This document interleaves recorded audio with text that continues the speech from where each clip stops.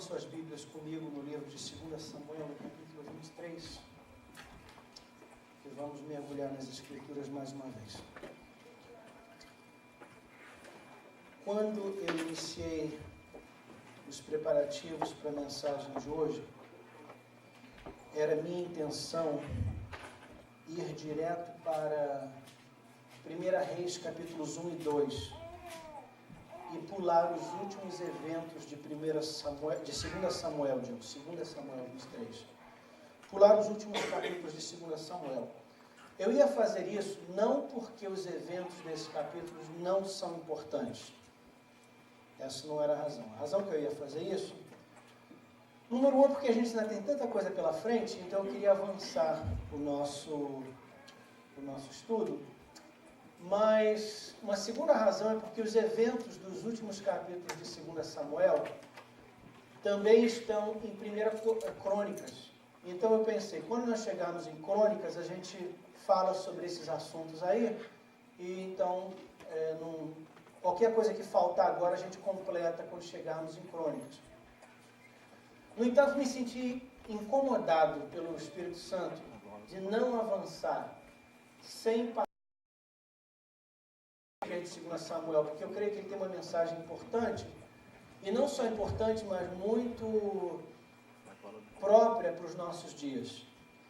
Então, aqui estamos, 2 Samuel capítulo 23, e eu gostaria que você lesse em voz alta essas, 9 palavrinhas que formam uma frase importante, que é o tema da nossa mensagem de hoje. 2 Samuel 23, 8. Juntos. São estes os nomes dos soldados famosos de Davi. Hoje nós vamos falar sobre os soldados famosos de Davi.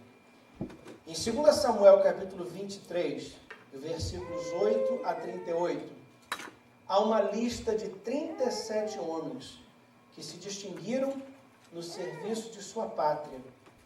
Todos eles serviram com o rei Davi e ganharam o título de valentes de Davi. Os valentes de Davi. 37 homens ao todo. Hoje vamos olhar para os atos de bravura que os distinguiram dos outros e aprender com eles algumas das virtudes que fazem um servo se destacar.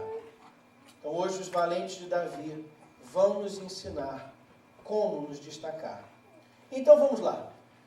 Pode ficar tranquilo que nós não vamos falar sobre os 37, não.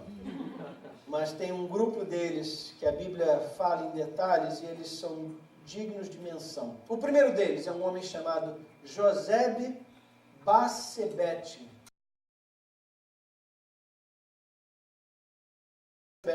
Fez? Diz a palavra de Deus em 2 Samuel, versículo 23, ainda no versículo 8. Com a sua lança ele lutou contra 800 homens e matou todos numa batalha. Josebe-Bassebete lutou contra 800 homens em uma só batalha e os venceu. Eu posso imaginar esse homem no campo de batalha à medida que o exército inimigo se aproximava dele. Ao longo, distante, no horizonte, possivelmente ele viu um grupo de homens se aproximando. Possivelmente ele estimou que eram 10. Mas à medida que eles iam chegando mais perto, ele via que o grupo estava crescendo. E a imagem foi ficando mais nítida. E o que parecia ser 10, ele pôde notar que eram 20. O que parecia ser 20, ele notou que era 40. O que parecia ser 40, ele notou que eram 100. O que eram 100, ele notou que eram 200. O que parecia 200, ele notou que eram 500. Eventualmente, ele teve que encarar 800 homens na batalha. E ainda assim, ele lutou. E ainda assim, ele venceu. Se Josebe-Bassebete tivesse lutado essa batalha e morrido no campo de batalha, nós entenderíamos isso. Ele não seria criticado. Aliás, ainda assim, ele seria honrado pela sua bravura. Mas o que nos chama a atenção nessa passagem é que não só ele foi bravo, mas ele foi valoroso e vitorioso. Com a sua lança, ele lutou contra 800 homens e matou todos em uma só batalha. Aqui temos um homem que nunca era minoria. Um homem que nunca era minoria. Quando ele lutava com 10, ele era homem suficiente para encarar 10. Quando ele lutava com 20, ele era homem suficiente para lutar com 20. Quando ele lutava com 100, ou 200, ou até 800. Em nenhuma situação ele era minoria. Porque Josebe Bassebete, de alguma maneira, descobriu a importância de crescer com os nossos desafios. Crescer com os nossos desafios. Você na certa já notou que na vida os nossos desafios estão sempre crescendo. O teste que foi tão difícil na primeira série, lembra o teste de primeira série? 2 mais 2. E a gente coçava a cabeça para saber quanto era. E ficava nervoso. E estudou para poder passar aquele teste. Hoje, se a gente olhar para aquele teste, a gente vai rir daquele teste, porque ele hoje não representa mais nada para nós. Mas na primeira série, ele foi um grande teste. Na segunda série o teste ficou mais difícil, e na terceira, e na quarta, e na sétima, e no primeiro grau, e na faculdade, e na pós-graduação, os testes vão crescendo, e assim é na vida, no trabalho, em casa. Os nossos desafios estão sempre crescendo. E Josebe Bassebete descobriu que para ser vitorioso era necessário que ele crescesse com os seus desafios, e que ele nunca fosse minoria. Ele aprendeu isso e aplicou essa lição em sua vida. E ele pôde lutar com até 800 pessoas. Eu me lembro uma palavra que minha mãe me falou quando eu era criança, eu devia ter uns 8 anos de idade. Eu me lembro, ela olhou nos meus olhos e falou uma coisa para mim que eu nunca esqueci. Aliás, eu tenho guardado comigo e me ajudado bastante em toda a minha vida. Ela me disse assim: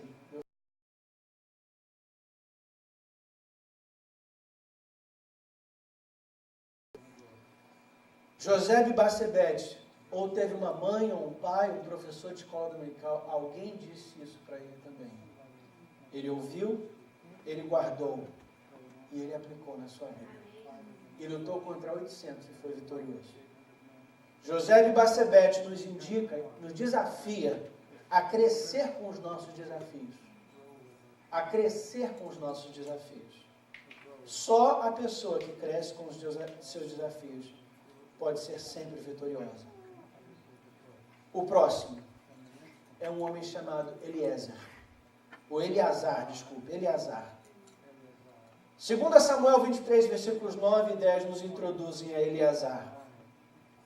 Eleazar, diz a palavra de Deus, enquanto os israelitas se retiraram, Eleazar ficou e lutou contra os filisteus, até que teve uma cãibra tão forte na mão, que não podia largar a espada. E o Senhor Deus conseguiu uma grande vitória nesse dia.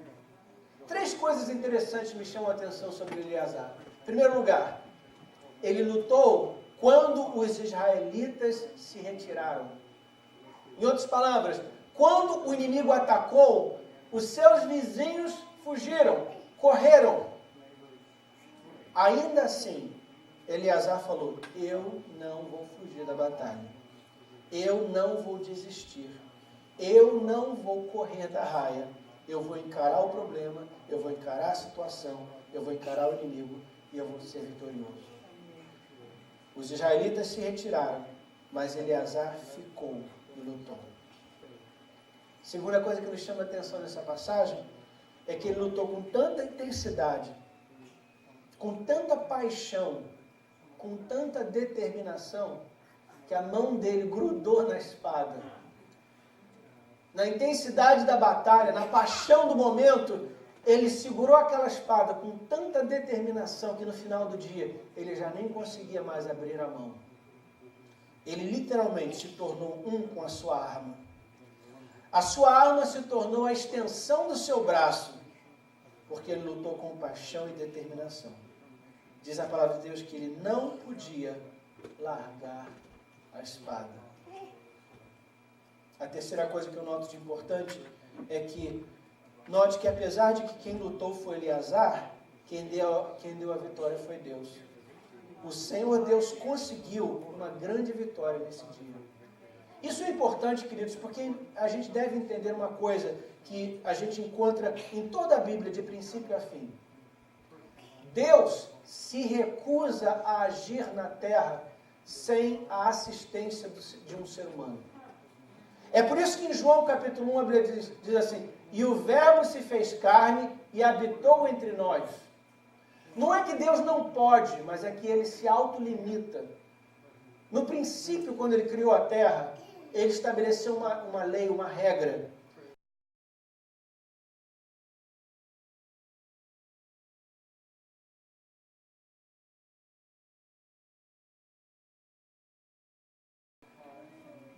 No Salmo 115, a Bíblia diz assim: o céu e os céus dos céus pertencem a Deus, mas a terra ele deu aos filhos dos homens.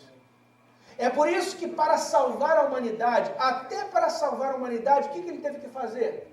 Ele teve que se tornar um de nós e agir como homem para salvar a humanidade, para mudar o curso do planeta Terra. É por isso também que a Bíblia diz que nós, a igreja, somos o quê? O corpo de Cristo. Quando Deus quer agir, quando Cristo quer fazer alguma coisa na terra, ele faz através da igreja, através de mim e através de você. Nessa passagem, lemos que Deus conseguiu uma grande vitória. Mas como é que ele fez isso? Ele enviou anjos? Ele desceu aqui e pegou uma... Conseguiu essa vitória através de Eleazar. E assim é, queridos, que Deus até hoje tem...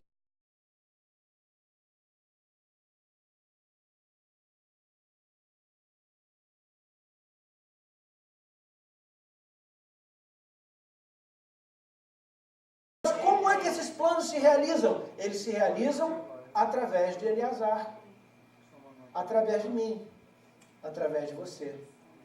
Pessoas que mesmo que os outros desistam, mesmo que os outros corram, elas encaram o desafio e dizem: eu e Deus somos maioria. Se Deus é por nós, quem será contra nós? Eleazar era um homem que não sabia desistir. Não sabia desistir. Ainda que todos o abandonaram, ainda que todos fugiram, ele lutou. Lutou com garra, lutou com ânimo, lutou com destreza. A espada dele ficou grudada em sua mão. Eleazar não sabia desistir. Muito bem. Conhecemos um lutador que nunca era minoria, um que não sabia desistir. E agora vamos conhecer o terceiro lutador. O nome dele era Samar. Samar. 2 Samuel, capítulo 23, versículos 11 e 12. Os israelitas fugiram dos filisteus. Mais uma vez o exército fugindo. É interessante. Sempre tem gente pronta para fugir. Porém, Samar ficou na sua plantação e defendeu-a e matou os filisteus. Deixa eu preencher algumas lacunas vazias que nós não temos tempo para ler. Mas deixa eu contar alguns dos detalhes da história. Samar e os outros guerreiros, os outros soldados, estavam trabalhando no campo, porque era época de colheita. Era época de colheita. Você já notou que o inimigo gosta de nos atacar justamente na época da nossa colheita? Ele parece que espera, ele deixa a gente semear, ele deixa a gente regar, ele deixa a gente cuidar da plantação, ele deixa a gente trabalhar. Quando está chegando a hora da colheita, a hora da vitória, a hora da...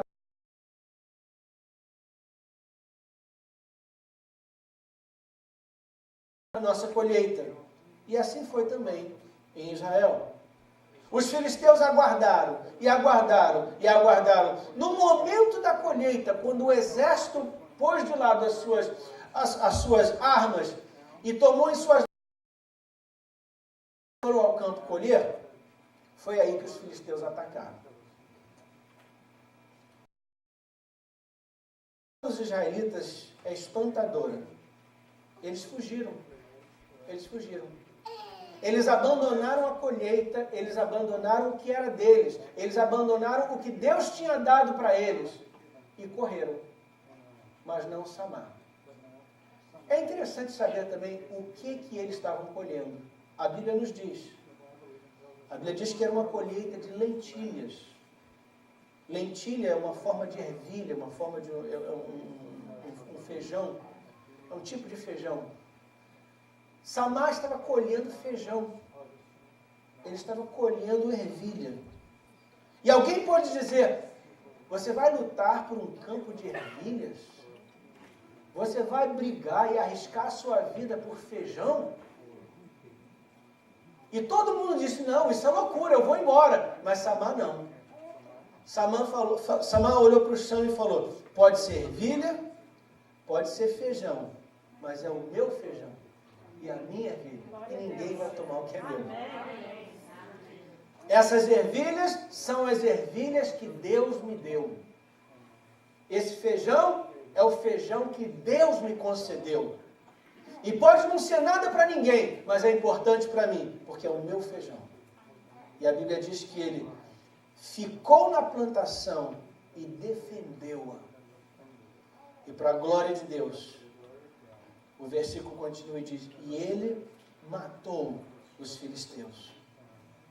No final dessa batalha, tinha filisteu morto para tudo quanto é lado. Mas Samar ainda estava de pé, com o seu feijãozinho. Aqui estava um homem que não recuava. Aqui estava um homem que se recusava a andar para trás.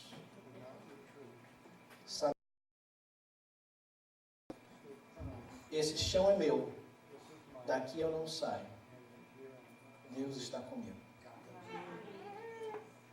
O quarto homem que nós vamos conhecer, na realidade, não é um homem, é um grupo de homens. 3 soldados. A Bíblia se refere a eles como os 3 soldados famosos. Os 3 soldados famosos. É interessante que eles não são mencionados por nome. Eles se tornaram um grupo de lutadores tão coesos, tão unidos. Eles lutavam e caminhavam com tanta harmonia que eles passaram a ser conhecidos não como Joaquim, Manuel e João, mas como os 3 soldados famosos. A identidade deles se uniu em um propósito comum: lutar pelas causas do seu rei, da sua nação, do seu povo. Então eles não são conhecidos por nome, eles são conhecidos como os 3 soldados famosos. Eu menciono isso, queridos, porque eu acho que tem uma lição aqui importante para nós. Há 2 ou 3 Copas do mundo atrás, o Brasil tinha um time excelente e esperava-se grandes coisas dele. Mas o time não foi bem sucedido. Aliás, essa Copa em particular foi uma das piores apresentações da seleção. No entanto, homem por homem, era um dos melhores times, ou melhor, é um dos times com mais estrelas que o Brasil já teve. Mas um dos comentários que muitos dos comentaristas fizeram é que aquela equipe nunca se tornou um time. Era um grupo de grandes jogadores que nunca se tornou um time. A verdade é que para um time ser bem sucedido, as personalidades têm que desaparecer. Não é que as pessoas deixam de ser quem elas são, mas elas têm que se unir em um propósito e o time toma uma identidade própria. Só assim uma equipe pode ser bem sucedida.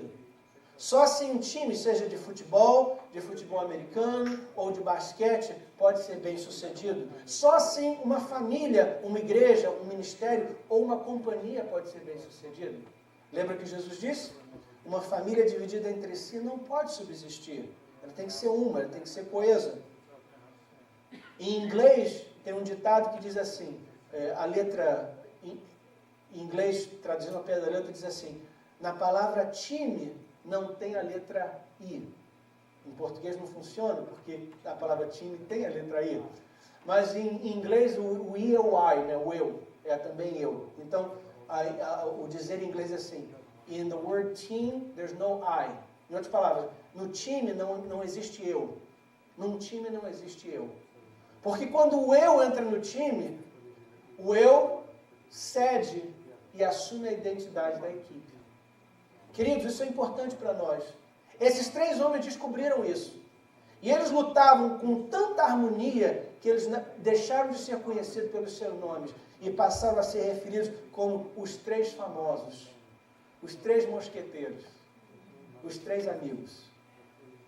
Diz a palavra de Deus assim: Davi teve uma vontade e disse: como eu gostaria que alguém me trouxesse um pouco de água do poço que fica perto do portão de Belém. Pare aí um instantinho para a gente entender o que está se passando. Não temos tempo para ler os outros versículos, mas o que aconteceu é que os filisteus tinham acabado de invadir Israel. Provavelmente eles estavam a caminho de Jerusalém, mas antes de atacar Jerusalém, eles atacaram uma cidade vizinha, um subúrbio de Jerusalém, uma cidade chamada Belém. Nós sabemos que Davi veio de Belém. Davi era a cidade, aliás, Belém era a cidade natal de Davi. Diz a palavra de Deus então que Davi, quando ele soube disso, preocupado com a sua cidade, ele disse assim: quem me dera poder beber água de novo do poço, aquele poço especial que tem na minha cidade, na minha terrinha, na cidade de Belém. É interessante, queridos, porque isso não foi uma ordem, não foi nem mesmo um pedido, foi um pensamento, foi um desabafo. Davi simplesmente falou: quem me dera beber um copinho de água gelada daquele poço que tem lá no centro da cidade de Belém, no centro da minha cidade. Diz a palavra de Deus: aí os 3 soldados famosos passaram pelo acampamento dos filisteus, tiraram a água do poço e levaram para Davi. Amados, esses 3 homens valorosos, lutadores, quando eles ouviram o desabafo de Davi, foi suficiente. Eles olharam um para o outro e falaram assim: o rei quer um copo d'água. Um copo d'água de Belém. A cidade está tomada, cercada, ocupada, mas nós vamos lá e vamos pegar esse copo d'água. Eles sozinhos se levantaram, penetraram as linhas inimigas, chegaram até o poço, tiraram a água do poço, botaram numa tigela, trouxeram para o rei e apresentaram: rei Davi, aqui está o seu copo d'água do poço de Belém. Eu não sei como reagir a essa passagem. Ela me faz querer rir, ela me faz querer chorar. Ela me enche de inspiração. Homens determinados a não se intimidarem com uma tarefa. Um homem de menor estatura, um soldado inferior, não teria se arriscado por esse copo d'água. Ele teria pensado uma de 2 coisas: ou que a tarefa era insignificante, ou que o obstáculo era muito grande. Ele teria pensado: eu arriscar minha vida por um copo d'água? De maneira nenhuma. Ou ele teria pensado: eu arriscar minha vida contra um exército que tomou uma cidade? De maneira nenhuma. Um soldado menor, uma pessoa de menor estatura, teria desistido antes de começar, mas não esses 3 homens. Se é um copo d'água se a minha tarefa é pegar um copo d'água, se a minha tarefa é pegar água de um poço, essa é a minha tarefa e eu vou cumprir a minha tarefa. E se o obstáculo é encarar um exército que tomou uma cidade, eu ainda assim vou até o poço e vou pegar um copo d'água, porque essa é a minha tarefa e esse é o meu obstáculo, mas eu sou maior que ambos. Por isso a Bíblia chama eles dos 3 soldados famosos. Eles ganharam essa distinção, porque não se intimidavam com a tarefa. Amados, o mundo está cheio de pessoas que se intimidam com a tarefa. Uma prova na faculdade, um desafio no trabalho, um problema de saúde, um atrito no ministério, uma dificuldade no lar, um problema emocional, um problema físico, um problema financeiro. O mundo está cheio de pessoas que desistem, mas não esses 3 soldados. Eles não se intimidaram com o tamanho da tarefa. O 4º grupo, aliás, agora não é um grupo, é mais um indivíduo. Versículo 18. Versículo 18. A Bíblia menciona esse homem, o nome dele é Abisai. Abisai, irmão de Joabe. Nós já conhecemos Joabe e aqui estamos conhecendo o seu irmão. A Bíblia diz que Abisai, com a sua lança, ele lutou contra 300 homens e os matou, ficando famoso entre os 3.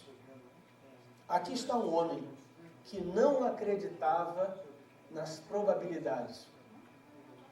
Ele foi ao campo de batalha, quando ele chegou lá, tinham 300 soldados esperando por ele.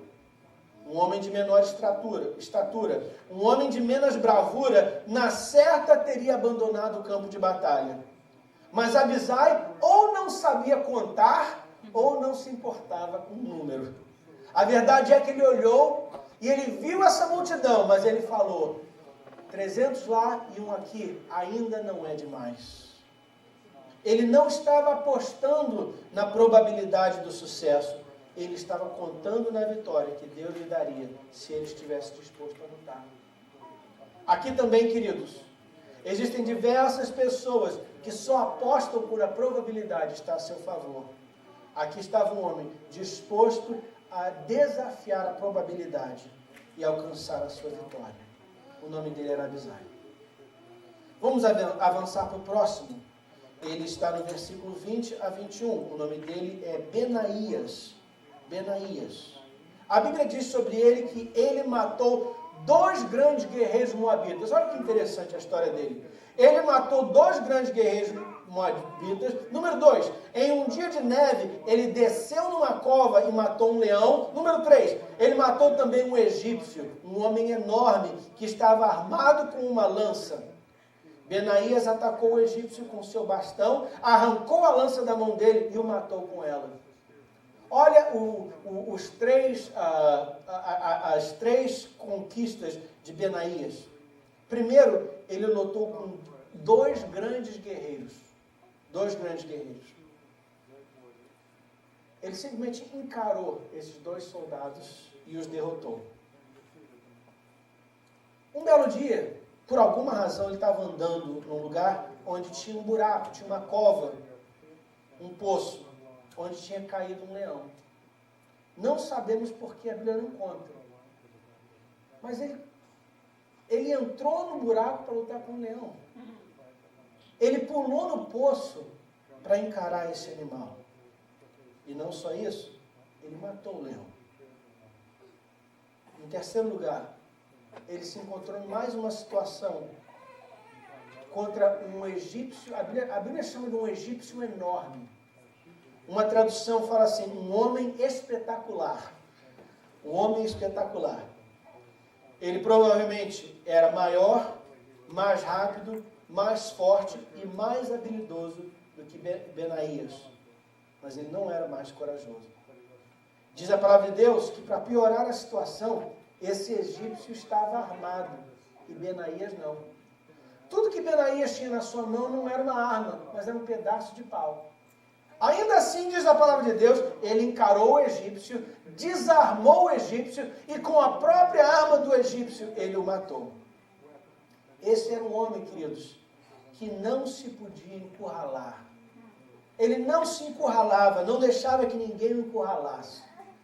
Quando enfrentou 2, ele venceu. Quando enfrentou um leão no buraco, ele venceu. Quando ele enfrentou um egípcio enorme e armado, ainda assim ele venceu. Muitas vezes as pessoas, na vida, a gente encontra pessoas que usam a expressão, por exemplo, eu estou com as costas contra a parede. Em outras palavras, eu estou encurralado, eu não sei por onde sair. Benaías nunca se permitiu ficar nessa situação. Se tinha um problema, ele encarava, ele lutava, ele partia para a batalha. Ele não se encurralava, ele encurralava o inimigo, isso sim. E assim ele derrotou 2 guerreiros, um leão e um egípcio enorme. Eis um homem que não podia ser encurralado. Amados, esses homens estão na Bíblia, 2 capítulos da Bíblia são dedicados a mencionar esses homens. E eu creio que Deus quer que a gente entenda uma coisa importante aqui. Lembra quando a gente falou sobre Saul, sobre Absalão, ou até mesmo sobre os irmãos de Davi? Quando aprendemos sobre Saul, em 1 Samuel capítulo 9, uma das primeiras coisas que a Bíblia fala é que as pessoas reparavam que Saul era um homem alto, ele era mais alto que todo mundo. Cabelo longo, ele era forte, bonito, atraente. A mesma coisa sobre Absalão. A Bíblia fala que Absalão era um homem alto, bonito, forte, longos cabelos. A mesma coisa sobre os irmãos de Davi. Lembra quando Samuel foi enviado por Deus para ungir um rei? que viria da família de Jessé.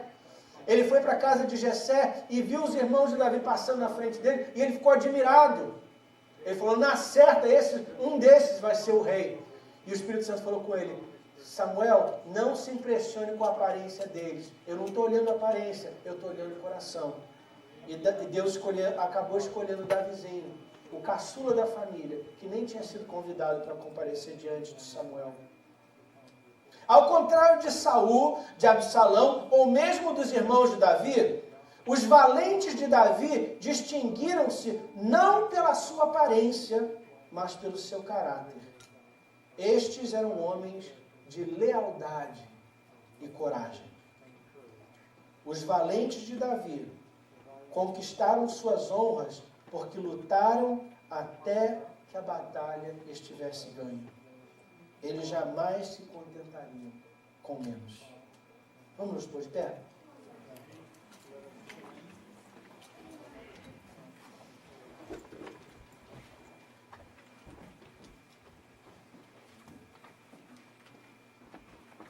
Eu gostaria de chamar rapidamente aqui à frente os nossos intercessores.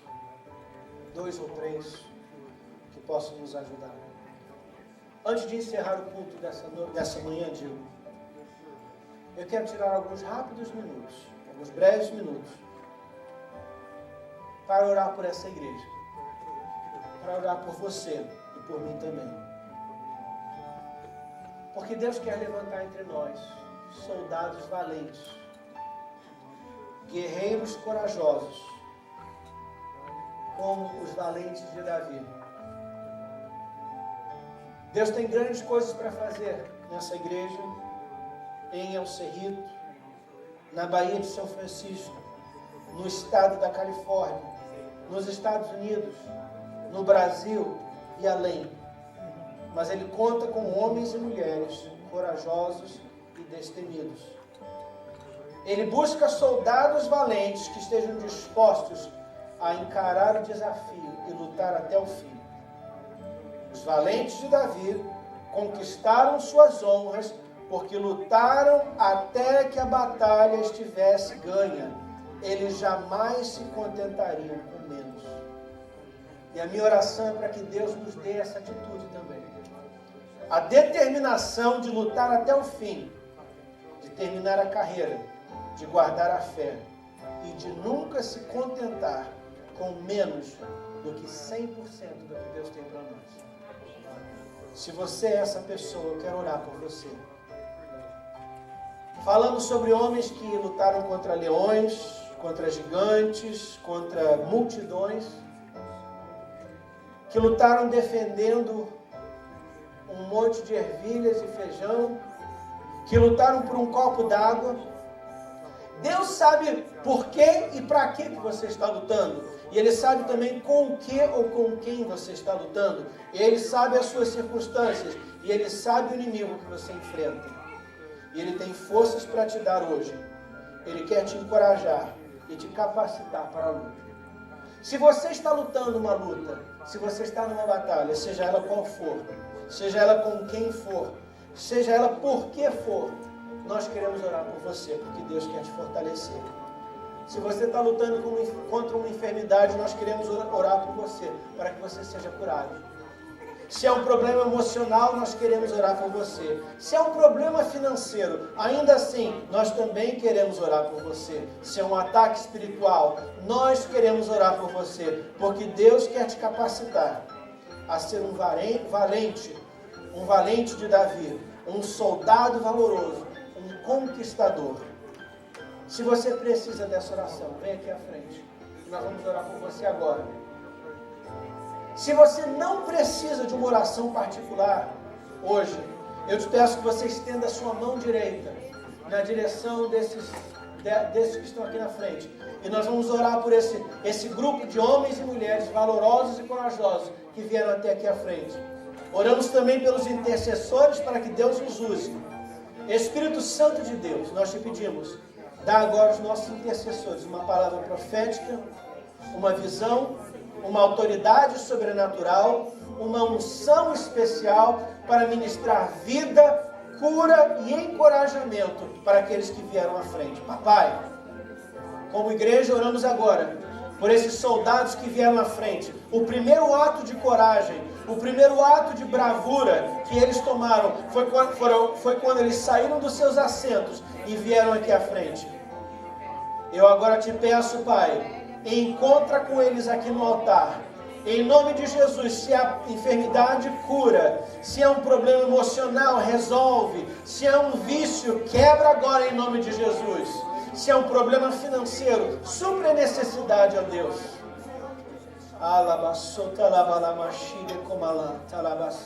Igreja, ora conosco. Intercessores, orem conosco.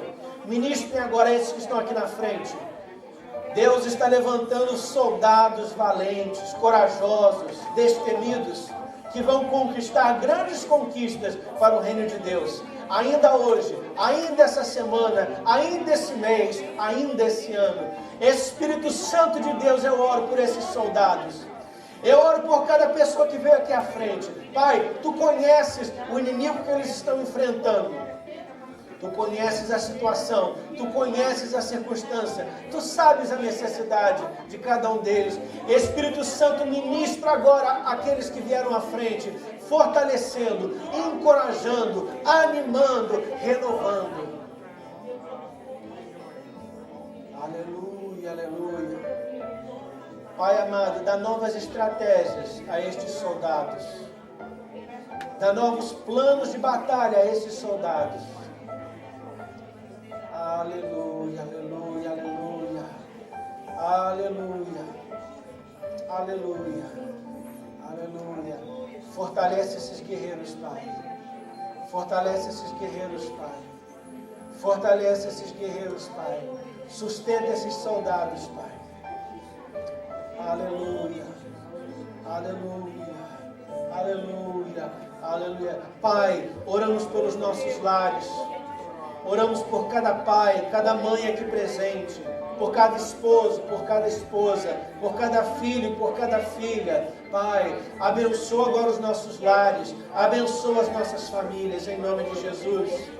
Pai, oro pelos obreiros dessa igreja, pelos intercessores, pelos dizimistas, pelos evangelistas, pelos ganhadores de almas, pelos empresários, pelos professores, pelos recepcionistas, pelos cozinheiros, pelos zeladores, pelos administradores, pela equipe técnica, Pai. Em nome de Jesus, capacita esses soldados, fortalece esses soldados, encoraja esses soldados, anima cada um deles hoje, Pai.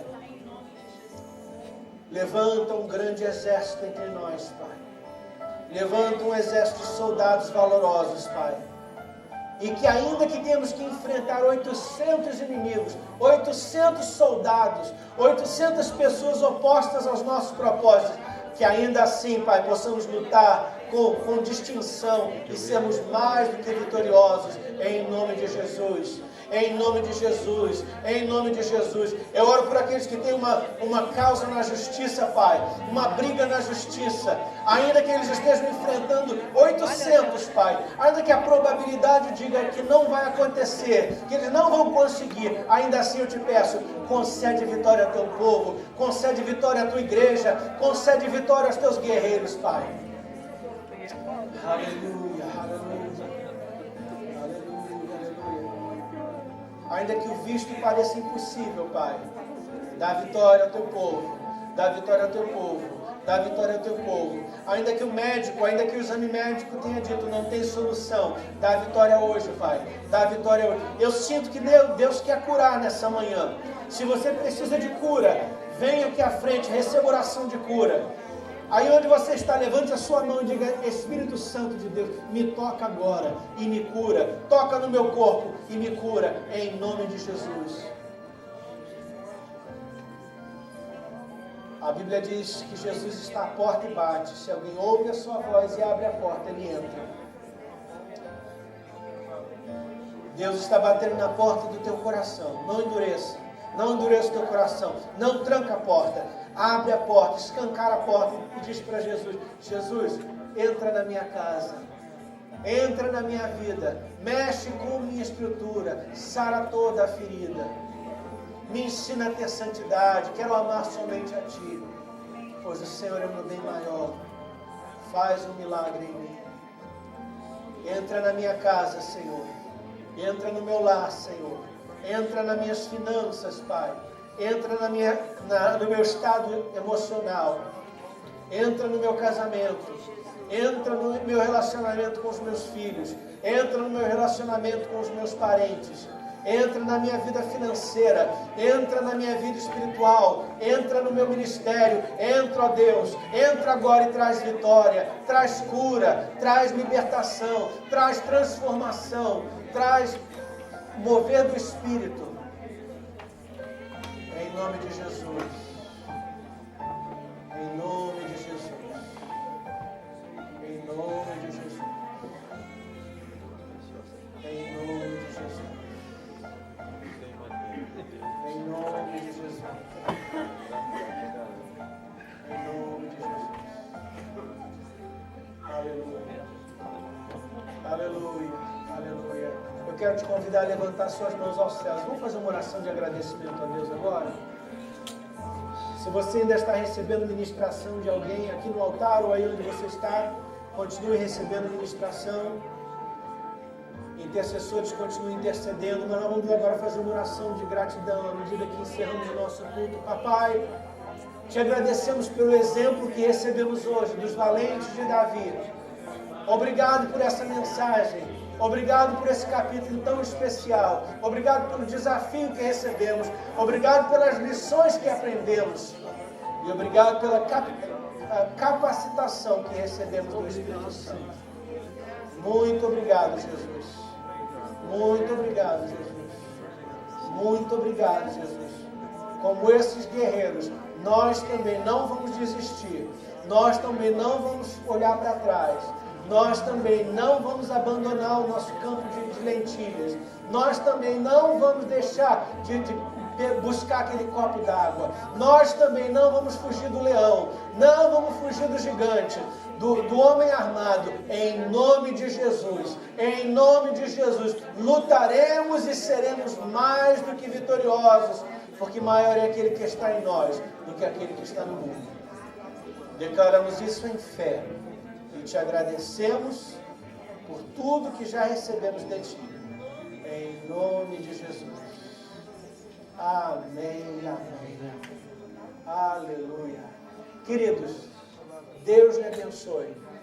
Deus te ama, essa igreja te ama, eu te amo. Saia daqui de cabeça erguida e lembrando que se Deus é por nós, quem será contra nós? Deus lhes abençoe e a paz do Senhor. Aniversariante de junho, feliz aniversário. Deus os abençoe.